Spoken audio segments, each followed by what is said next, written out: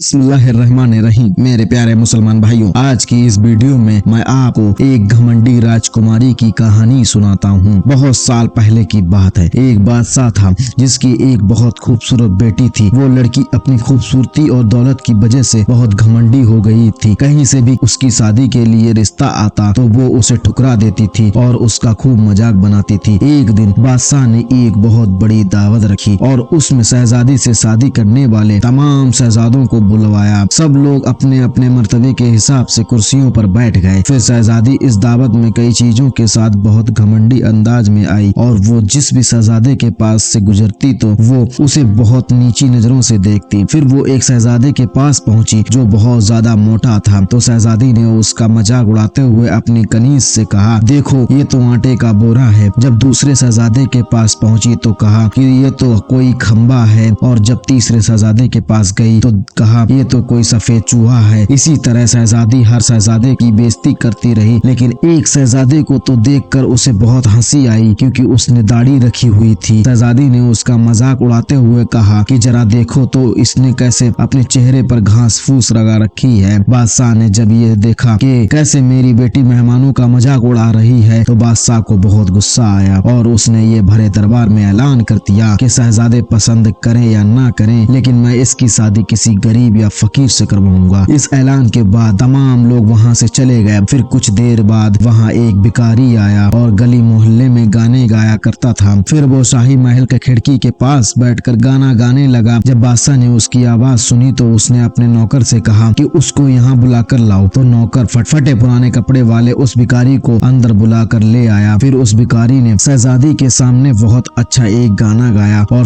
پھر بادشاہ سے انعام مانگا۔ تو بادشاہ نے کہا، تم نے بہت اچھا گانا گایا ہے، میں تمہیں بہت اچھا انعام دوں گا، میں اپنی بیٹی کی شادی تم سے کرواؤں گا۔ شہزادی نے جب یہ سنا تو وہ حیران ہو گئی۔ اس نے بہت زیادہ ڈرامہ کیا لیکن بادشاہ نے اس کی ایک نہ سنی۔ بادشاہ نے اسے ڈانٹتے ہوئے کہا کہ میں نے مہمانوں کے سامنے یہ وعدہ کیا تھا کہ میں تمہاری شادی کسی بھکاری سے کروں گا، اب میں وہ قسم پوری کر رہا ہوں۔ اس کے بعد بادشاہ نے ان دونوں کا نکاح بھی کروا دیا اور کہا کہ اب تم اپنے شوہر کے ساتھ جانے کی تیاری کر لو۔ شہزادی روتی پیٹی اس بھکاری کے ساتھ گئی۔ راستے میں وہ ایک شکار گاہ کے پاس سے گزری۔ وہ شکار گاہ بہت بڑی تھی تو شہزادی نے بھکاری سے پوچھا کہ یہ شکار گاہ کس کی ہے؟ تو بھکاری نے کہا کہ میں نے سنا ہے کہ تم نے ایک داڑھی والے کا مذاق اڑایا تھا، یہ شکار گاہ اسی داڑھی والے کا ہے، اگر تم اس داڑھی والے سے شادی کر لیتی تو یہ شکار گاہ تمہاری ہوتی۔ اس کے بعد وہ ایک بڑے سے باغ میں پہنچی۔ یہ باغ دیکھ کر شہزادی نے پوچھا کہ یہ باغ کس کا ہے؟ تو اس بھکاری نے کہا کہ یہ باغ بھی اسی داڑھی والے کا ہے۔ پھر وہ